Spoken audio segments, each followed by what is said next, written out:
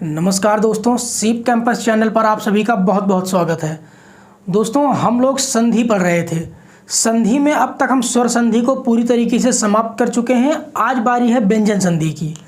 स्वर संधि को हमने 4 अलग अलग क्लासेस के माध्यम से बहुत ही डिटेल में पढ़ा हुआ है। मैंने कोशिश की है कि स्वर संधि में कोई भी ऐसा पहलू, कोई भी ऐसा पॉइंट ना छोड़ूं जहां से आपके परीक्षा में प्रश्न बन सकते हैं। तो अगर अभी तक आपने उन वीडियोस को नहीं देखा है स्वर संधि की, तो आप चैनल पर जाकर के देख सकते हैं। आज हम लोग व्यंजन संधि पढ़ने वाले हैं।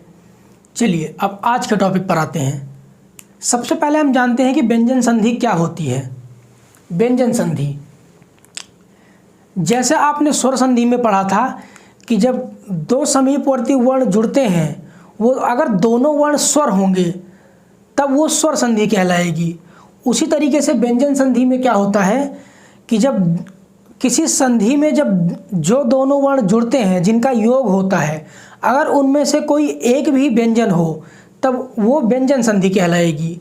जैसे आप देखिए, किसी भी संधि में 2 शब्द होते हैं और इनके जो सबसे समीप वाले वर्ण होते हैं उनका योग होता है। तो इन दोनों वर्णों में से अगर कोई एक भी व्यंजन होगा तब यह व्यंजन संधि कहलाएगी। दूसरा शब्द स्वर हो या व्यंजन, उससे कोई मतलब नहीं है। तो वही यहाँ पर लिखा गया है कि यदि किसी व्यंजन वर्ण का योग स्वर या फिर व्यंजन से हो तो इस योग से उत्पन्न विकार जो है वो व्यंजन संधि कहलाती है। अब बात आती है कि व्यंजन संधि के प्रकार कितने होते हैं। जैसे स्वर संधि में 5 प्रकार थे, उसी तरीके से व्यंजन संधि में कितने प्रकार हैं। तो आप यहाँ ये समझ लीजिए कि व्यंजन संधि का कोई प्रकार नहीं होता। व्यंजन संधि के कुछ नियम होते हैं। यानी हम जानते हैं कि हिंदी वर्णमाला में बहुत सारे वर्ण हैं और हर वर्ण के संधि में योग करने के कुछ अलग नियम होते हैं। कुछ वर्ण दूसरे नियम से जुड़ते हैं, कुछ दूसरे नियम से। यानी जब 2 वर्ण जुड़ते हैं तो कुछ वर्णों के जुड़ने से कुछ अलग विकार उत्पन्न होता है, कुछ वर्णों के जुड़ने से अलग विकार उत्पन्न होता है। उन्हीं नियमों के बारे में हम पढ़ते हैं और यही जो है व्यंजन संधि के नियम कहलाते हैं। ये नियम भी फिक्स नहीं है कि व्यंजन संधि में कुल इतने नियम होंगे। हमारा जो मेन फोकस होता है, जो उद्देश्य होता है, वो होता है हर वर्ण के जो अलग अलग नियम हैं संधि करने के, उसको समझना। कुछ लोग इसको कम नियम के माध्यम से समझ लेते हैं, कुछ लोग ज़्यादा नियमों के माध्यम से, कुछ 15 नियम से, कुछ 18 नियम से, कुछ 24 नियम से, इस तरीके से समझते हैं। तो हमारा जो मेन उद्देश्य है वो वर्णों को समझना होता है।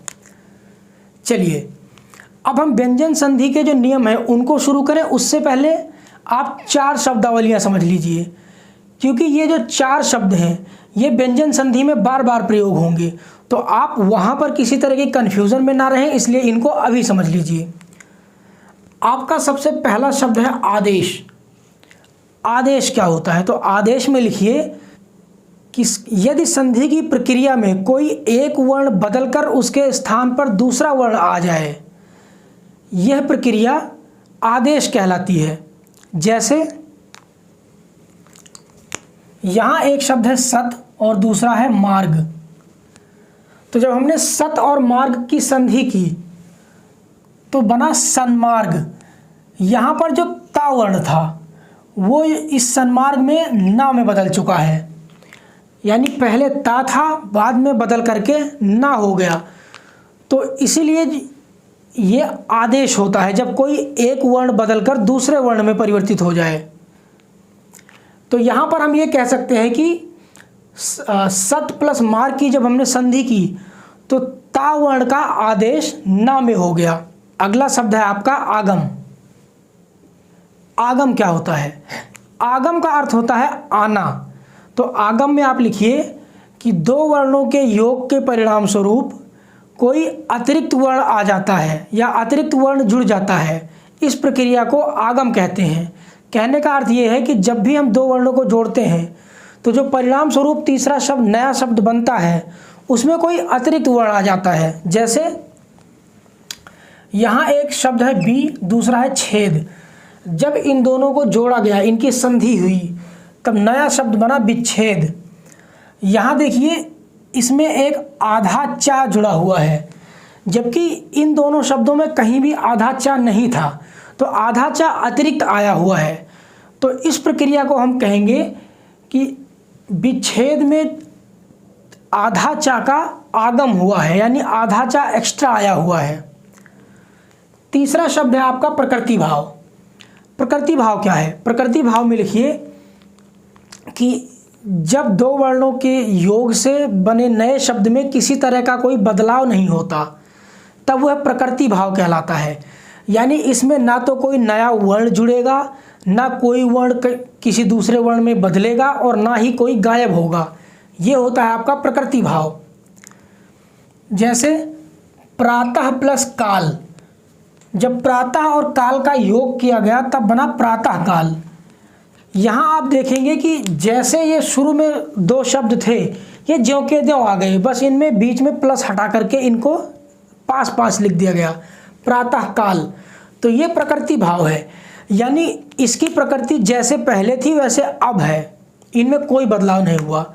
यहाँ पर आप एक और बात ध्यान देंगे, अगर आपको याद हो तो जब मैंने संधि की पहली क्लास आपको की, तब शुरू में मैंने बताया था कि अगर दो वर्ण जुड़ेंगे और उनके जुड़ने से शब्द में कोई विकार होगा, यानी कोई बदलाव होगा, तभी वो संधि कहलाएगी। अगर बदलाव नहीं होगा तब वो संधि नहीं है। मैंने उदाहरण भी दिया था, विद्यालय और दूध वाला। मैंने कहा था कि दूध प्लस वाला बराबर दूध वाला, तो उसमें किसी तरह का कोई बदलाव नहीं हुआ था, शब्द ज्यों के त्यों जुड़ गए थे, तो वो संधि का उदाहरण नहीं है। लेकिन यहाँ प्रातः काल, इसमें भी किसी तरह का बदलाव नहीं हुआ, फिर भी ये संधि है। तो ये एक अपवाद है, जो कि बदलाव ना होने पर भी इसको संधि में रखा गया है। ठीक है, अगला शब्द है लोप। लोप का अर्थ होता है गायब होना। तो लोप में लिखिए कि जब दो शब्दों की संधि के परिणाम स्वरूप कोई वर्ण गायब हो जाता है, तो इस प्रक्रिया को लोप कहते हैं। जैसे एक शब्द है प्राणिन, दूसरा है मात्र। प्राणिन प्लस मात्र, जब इनकी संधि हुई तो बना प्राणी मात्र। अब प्राणी मात्र में देखिए, यहाँ एक वर्ण था ना, प्राणिन, लेकिन जब संधि हुई तब यहाँ किसी तरह का ना जुड़ा हुआ नहीं है, यानी इस ना का लोप हो गया है, ये ना गायब हो गया है। चलिए, ये तो था आपका आदेश, आगम, प्रकृति भाव और लोप। अब बात करते हैं व्यंजन संधि के नियमों की।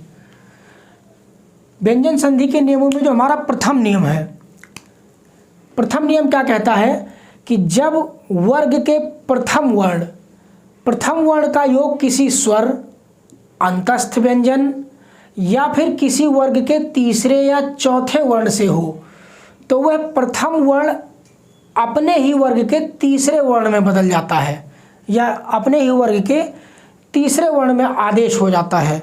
आदेश मतलब बदल जाता है।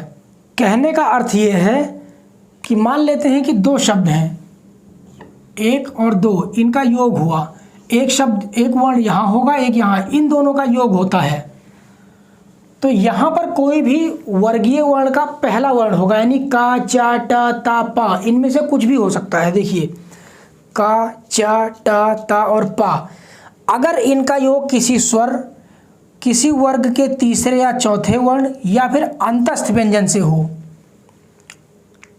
यानी ये का वर्ण इनमें से किसी के साथ भी जुड़ सकता है, उसी तरीके से चा भी स्वर, तीसरा या चौथा वर्ण या फिर अंतस्थ व्यंजन किसी से भी जुड़ सकता है। इसी तरीके से टा, ता और पा इनमें से किसी के साथ भी जुड़े, तो ये वाले जो वर्ण हैं ये अपने ही वर्ग के तीसरे वर्ण में बदल जाते हैं। यानी अगर का है तो ये गा में बदल जाएगा, चा है तो जा में बदल जाएगा, अगर यहाँ पर टा लिखा हुआ है तो ये डा में बदलेगा, ता दा में बदलेगा और पा बा में बदल जाएगा। यानी ये वाले वर्ण अपने ही वर्ग के तीसरे वर्ण में बदल जाएंगे। जैसे उदाहरण देखिए, वाक प्लस दत्त, यहाँ का वर्ग का पहला वर्ण है का, और यहाँ पर क्या है, यहाँ पर आपका ता वर्ग का तीसरा वर्ण है दा।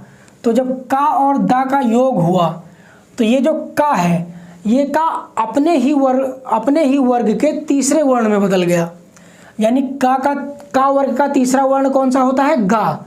तो ये का जो है आपका गा में बदल गया, ये बन गया वाग्दत्त। यहाँ पर चूंकि जो का है वो हलंत के साथ लिखा हुआ था, इसलिए ये गा भी हलंत यानी आधा लिखा गया। उसी तरीके से वाक प्लस ईश, यहाँ का है, का वर्ग का पहला वर्ण, यहाँ पर एक स्वर है तो ये बन गया वागीश, यानी का अपने ही वर्ग के तीसरे वर्ण यानी गा में बदल गया। उसी तरीके से अच प्लस अंत, चा वर्ग का पहला वर्ण प्लस एक स्वर, तो ये बदल जाएगा जा में, ये बन गया अजंत। भागवत प्लस भक्ति, ता वर्ग का पहला वर्ण प्लस पा वर्ग का चौथा वर्ण,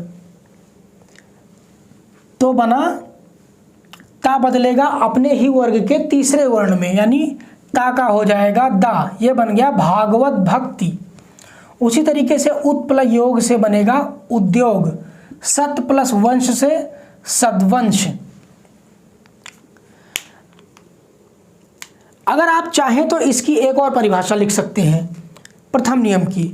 इसमें आप कह सकते हैं कि जब किसी वर्ग के प्रथम वर्ण का योग किसी सघोष वर्ण से होगा, ब्रैकेट में आप लिख सकते हैं वर्गीय वर्ग के पंचम वर्ण के अलावा, यानी जो सघोष वर्ण है उनमें पंचम वर्ण नहीं होगा, बाकी कोई भी सघोष वर्ण अगर प्रथम वर्ण के साथ जुड़ता है तो ये प्रथम वर्ण अपने ही वर्ग के तीसरे वर्ण में बदल जाता है। तो सघोष वर्ण क्या होते हैं? सभी के सभी स्वर सघोष हैं। उसके बाद वर्गीय वर्ग का तीसरा, चौथा और पांचवा सघोष है, तो पांचवें को हमने हटा दिया, तीसरा चौथा बचा। प्लस में अंतस्थ व्यंजन भी सघोष होते हैं। तो ये अर्थ वही है, बस हमने परिभाषा को शॉर्ट कर दिया। आप ऐसे भी लिख सकते हैं। चलिए दूसरा नियम कहता है कि किसी वर्ग के पहले वर्ण का योग अगर पंचम वर्ण से हो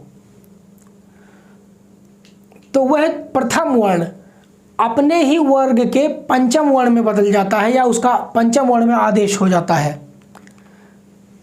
यानी इस बार क्या होगा कि ये जो किसी भी वर्ग का पहला वर्ण है, यानी का, चा, टा, ता और पा, ये पंचम वर्ण से जुड़ेंगे। यानी का जो है ये किसी भी वर्ग के पंचम वर्ण से जुड़ सकता है। हो सकता है ये अंगा से जुड़ जाए, इया से जुड़ जाए, अड़ा, ना या माँ, किसी से भी जुड़ जाए। तो जो ये वाला वर्ण है का, पहला वर्ण, यही अपने ही वर्ग के पांचवें में बदल जाएगा, यानी का बन जाएगा अंगा। उसी तरीके से अगर चा जुड़ता है इनमें से किसी भी वर्ण के साथ, किसी भी पांचवें वर्ण के साथ, तब ये अपने ही वर्ग के पांचवें वर्ण में यानी इया में बदल जाएगा। उसी तरीके से अगर टा इनमें से किसी के साथ जुड़ता है तो अड़ा में बदल जाएगा, ता ना में बदल जाएगा और पा मा में बदल जाएगा।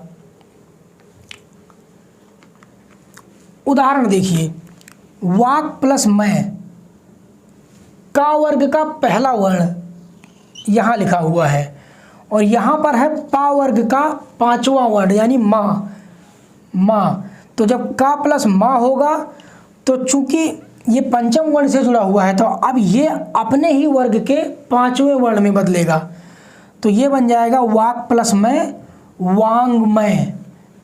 अगला उदाहरण, सत प्लस मार्ग, ता वर्ग का पहला वर्ण और माँ। अब चूंकि पंचम वर्ण के साथ पहला वर्ण जुड़ रहा है तो क्या होगा, ये ता बदल जाएगा ना में, ये बन गया सन्मार्ग।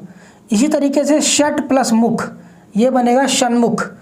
ये टा वर्ण अपने ही वर्ग के पांचवें में बदला, टा से अड़ा बन गया षण्मुख। क्योंकि यहाँ पर हलंत वाला था यानी बिना आधा टा था, इसलिए आधा अड़ा में बदला।